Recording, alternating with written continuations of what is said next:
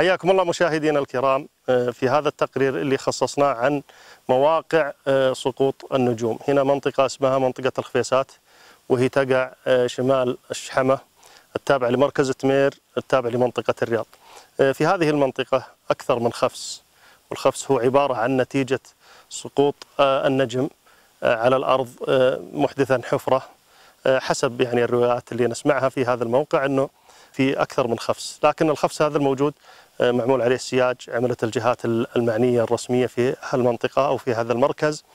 حقيقة حبينا اليوم نعطيكم فكرة عن هذا الخفس أو هذا الموقع. هذا اسمه الخفس الكبير، ويتواجد بمسافة 10 كيلو شمال مركز الشحمة التابع لمركز تمير، في طرف فيضة وفي طرف جبل.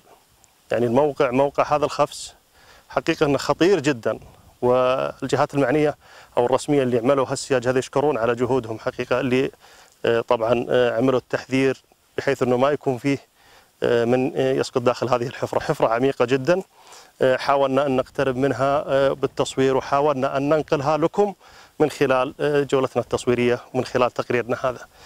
في زوار يتوافدون له المنطقة ويجون لها المنطقة يشاهدون هذه المناظر الطبيعية اللي خلقها الله سبحانه وتعالى في أرضه. حبينا اليوم أن ننقل لكم الصورة من هذا الموقع، لعلنا إن شاء الله نوفق في هذا التقرير، وحياكم الله. المرهي الحق علي بشويش بالصوت من غير مقصود،